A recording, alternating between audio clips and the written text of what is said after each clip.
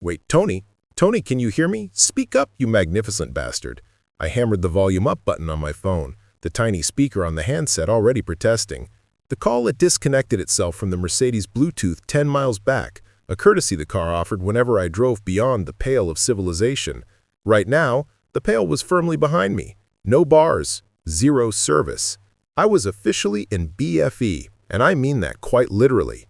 The E stood for Egypt, not the one with the pyramids in the Nile, but the remote two-stoplight Appalachian village, population 250 give or take a census, tucked into the deepest folds of eastern Kentucky.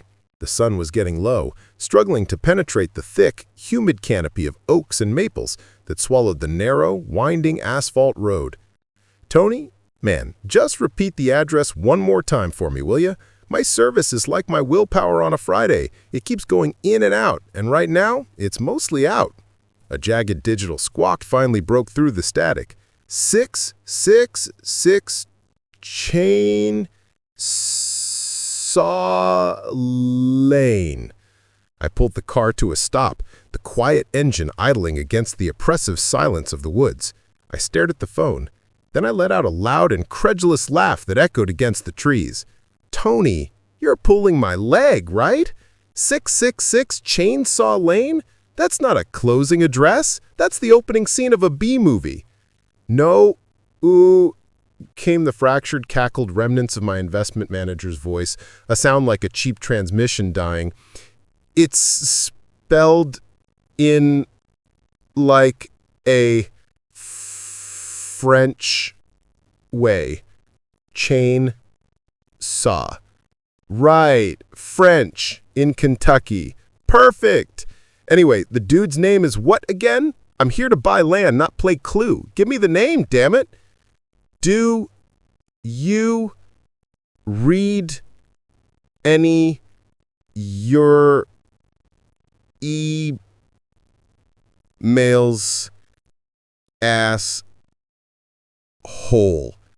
Of course not, I shot back, already rolling the windows down to let the last bit of daylight filter in.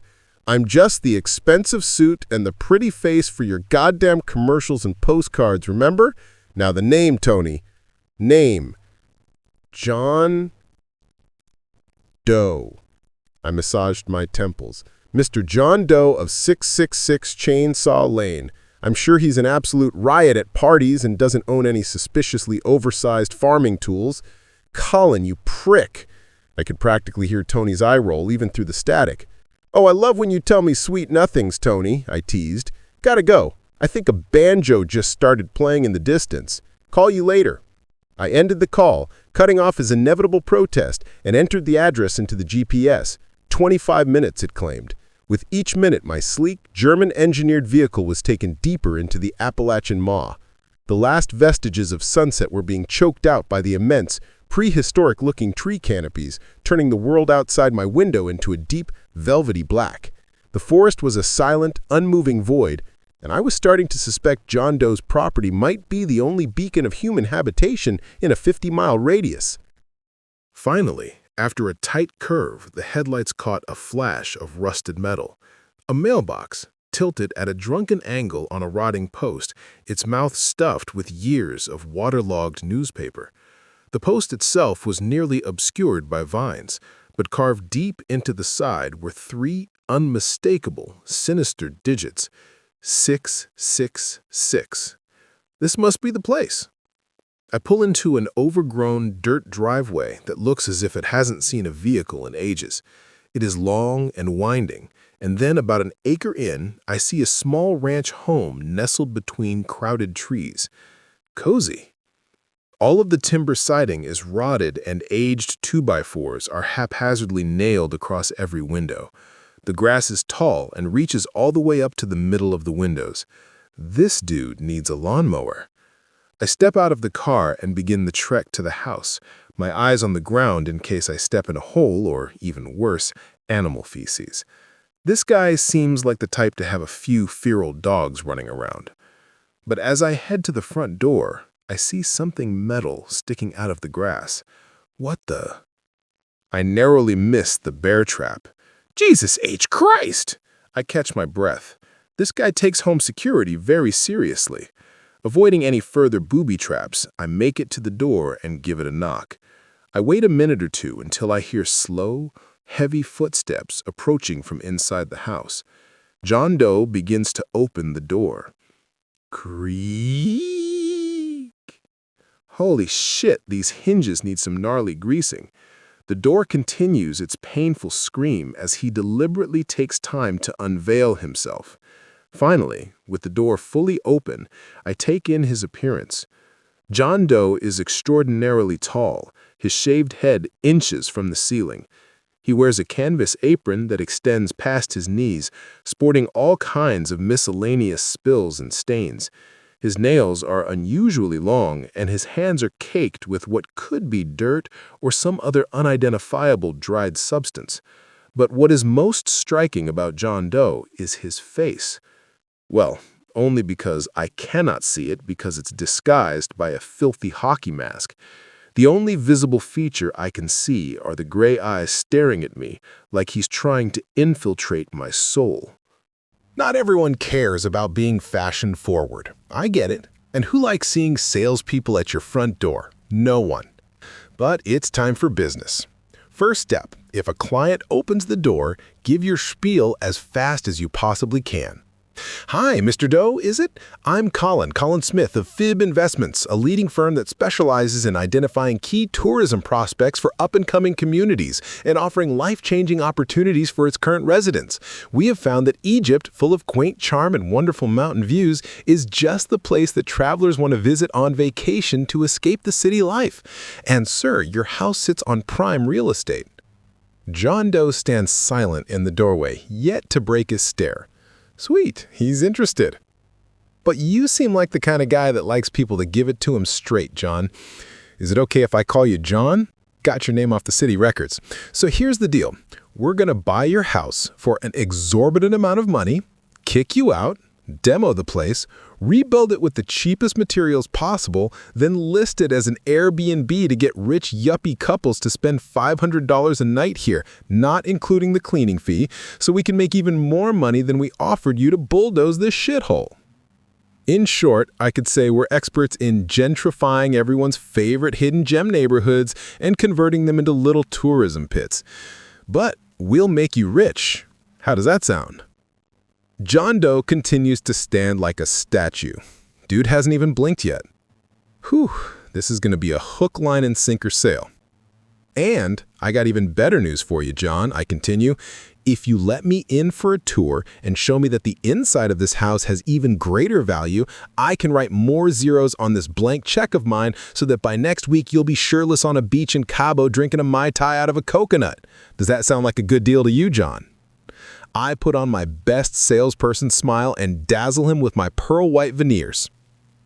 John Doe turns back inside his house, leaving the door open. I can tell he's a man selectful with his words. I like it. I take this as an invitation to enter. The front door leads right into what some may call a living room, except this living room has no furniture or light fixtures. It's just a plain open room with John standing in the center. Wow. Very spacious, I compliment.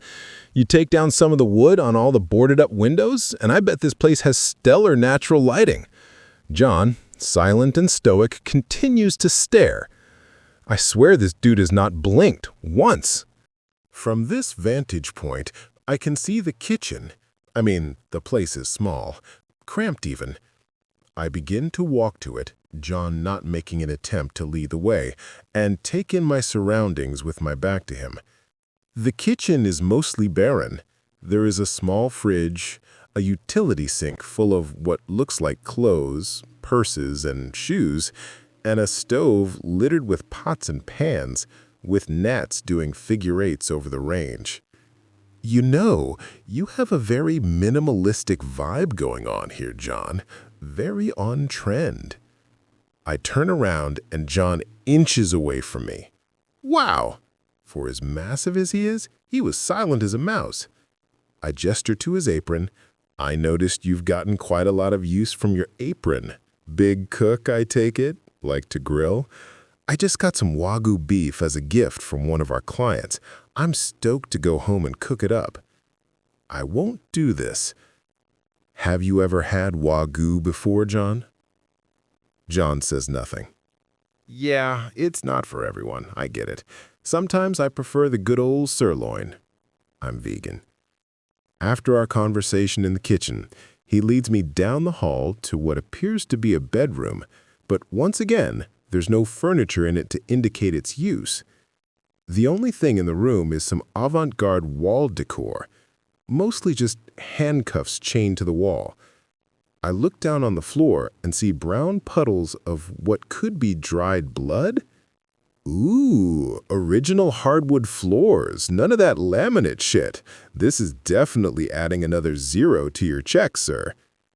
I leave the room, not expecting him to reply, and hope he takes my eagerness as a sign to continue the tour.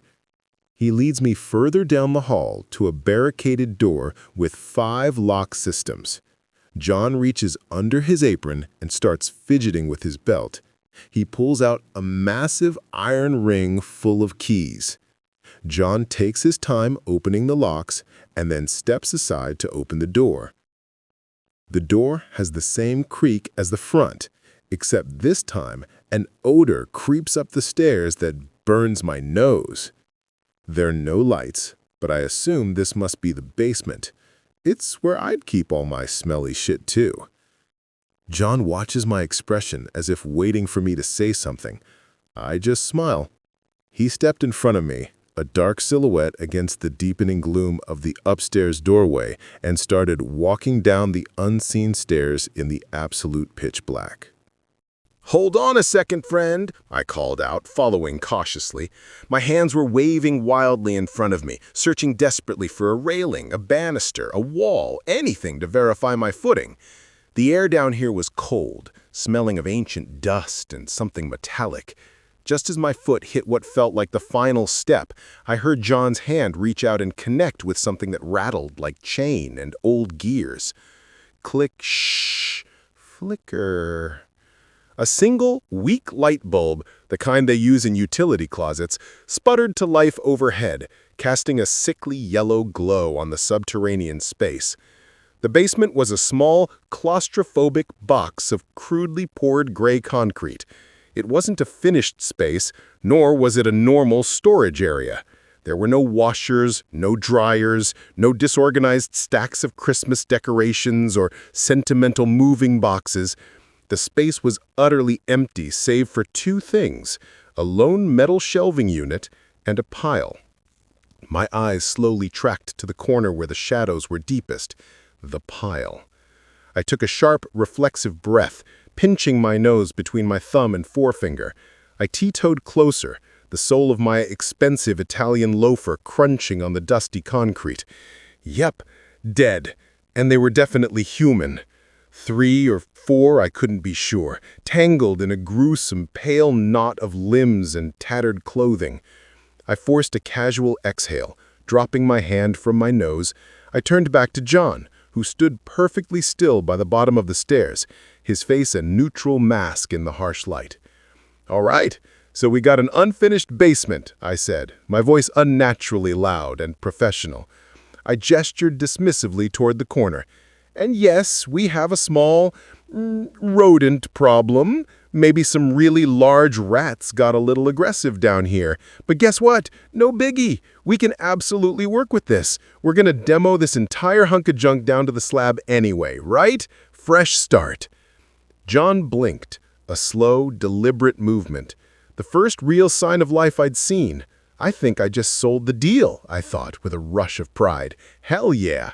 I kept my expression light, my breathing steady, and followed him back up the creaking wooden steps until we were standing face to face in the dusty, dilapidated living room, the darkness outside the window intensifying.